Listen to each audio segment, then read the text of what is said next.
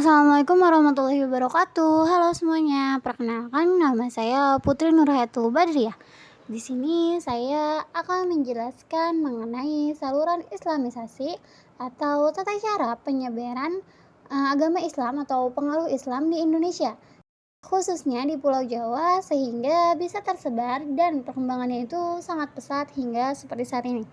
Di Pulau Jawa sendiri, Islam itu dapat tersebar melalui beberapa saluran, yaitu ada saluran perdagangan, saluran perkawinan, saluran kebudayaan atau kesenian, saluran pendidikan, dan terakhir adalah saluran tasawuf. Nah, untuk pembahasan lebih detailnya, simak video ini sampai akhir ya teman-teman. Check it out! Saluran Islamisasi adalah suatu proses masuknya agama Islam ke dalam Indonesia, atau dengan kata lain adalah suatu cara atau proses penyebaran ajaran-ajaran Islam atau pengaruh Islam ke dalam Indonesia, di mana pada video kali ini akan dibahas mengenai saluran Islamisasi di Pulau Jawa, sehingga video ini akan membahas mengenai tata cara penyebaran agama Islam yang terjadi di Pulau Jawa. Terdapat beberapa cara atau saluran proses Islamisasi di Pulau Jawa. Yang pertama adalah melalui saluran perdagangan.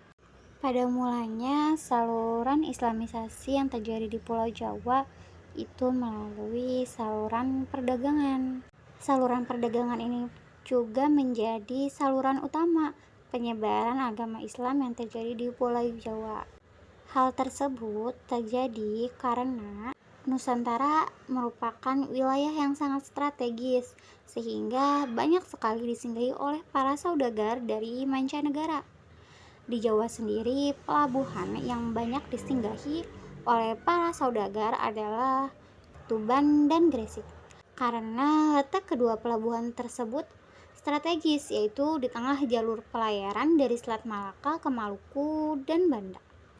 Selain itu juga di daerah tersebut terdapat daerah pedalaman yang mempunyai produksi beras dan bahan makanan lain, sehingga memiliki daya tarik tersendiri bagi kapal-kapal untuk singgah di sana. Nah, setiap kapal para pedagang yang berlayar pasti bergantung kepada arah mata angin, sehingga tak jarang banyak pedagang yang memutuskan untuk singgah jika dirasa arah mata angin kurang tepat atau kurang sesuai untuk berlayar. Nah, ketika para pedagang dari mancanegara ini singgahlah, mereka sekaligus bersosialisasi dan mendakwahkan Islam kepada warga setempat, sehingga warga setempat menjadi mengetahui mengenai ajaran-ajaran tentang agama Islam. Nah, selanjutnya dapat juga melalui saluran perkawinan. Para penyebar agama Islam di Pulau Jawa mayoritas itu kan merupakan para pedagang. Nah, ketika para pedagang ini datang ke Pulau Jawa untuk melakukan suatu perdagangan, mereka itu cenderung atau kebanyakan itu tidak membawa serta istrinya, atau bahkan dia itu belum mempunyai istri, sehingga kemudian para pembawa agama Islam ini menikahlah dengan wanita pribumi yang berasal dari keluarga bangsawan, dan sebagai syaratnya wanita tersebut harus terlebih dahulu memeluk agama Islam, yang mana nantinya jikalau mereka mempunyai keturunan, otomatis lingkungan mereka itu akan semakin luas, atau bisa dibilang lingkungan agama Islamnya itu akan semakin luas, sehingga nantinya pada akhirnya itu akan timbul suatu kampung-kampung, daerah-daerah, dan juga kerajaan-kerajaan muslim. Nah, perkawinan dengan keluarga para bangsawan ini diharapkan mampu mempercepat proses Islamisasi di Jawa. Contoh saluran Islamisasi melalui sarana perkawinan ini di Jawa, kita dapati misalnya itu ada Syekh Maulana Ishaq, ulama dari mancanegara yang juga disebut Syekh Wali Lanang, yang memperistri Dewi Sekardadu, putri pembesar Blambangan, keturunan Majapahit Jawa Timur, yang kemudian menurunkan Prabu Satmata. Selanjutnya ada Syahid atau Raden Rahmat yang memperistri Nyai Ageng Manila, putri pembesar Majapahit yang berdomisili di Tuban. Selanjutnya ada Sunan Gunung Jati di Cirebon yang memperistri Kawungaten. Selanjutnya ada Syekh Nabudurrahman dari Arab yang memperistri Raden Ayu Teja, Putri Arya Dikara di Tuban, dan masih banyak lagi yang lainnya. Selanjutnya adalah saluran kebudayaan atau kesenian.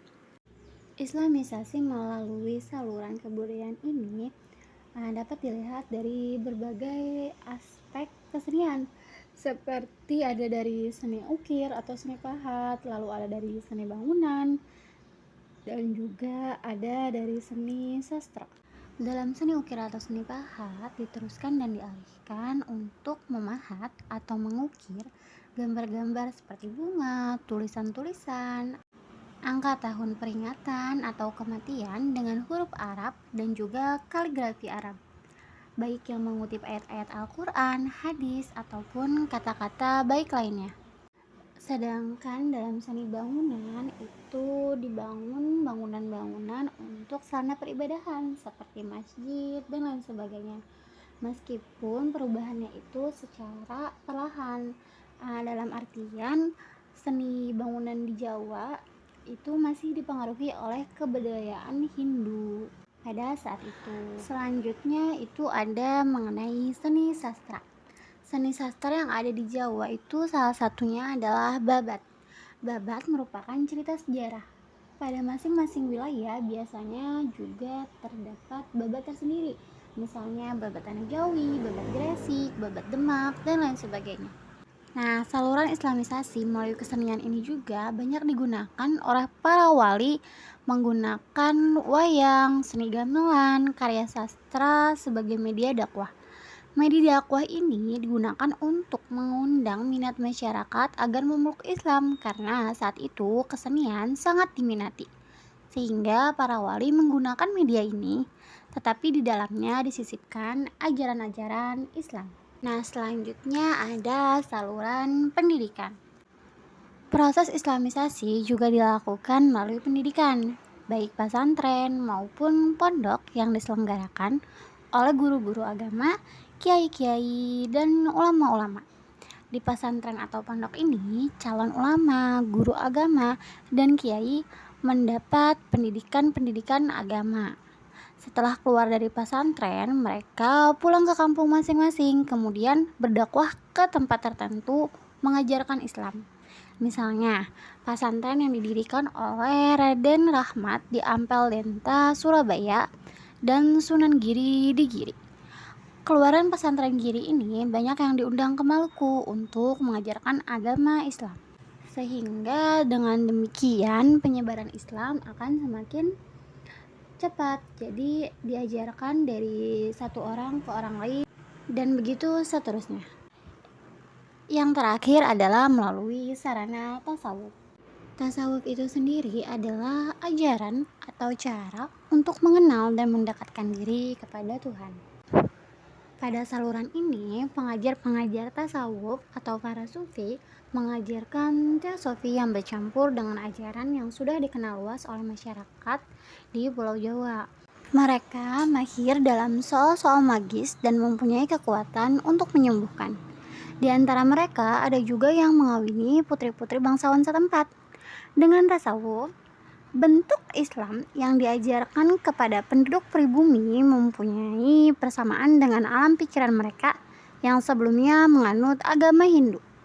Sehingga agama baru ini mudah dimengerti dan diterima.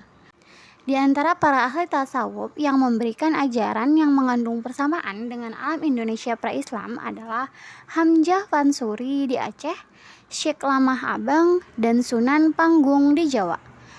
Ajaran mistik seperti ini masih berkembang di abad ke-19 Masehi, bahkan di abad ke-20 Masehi.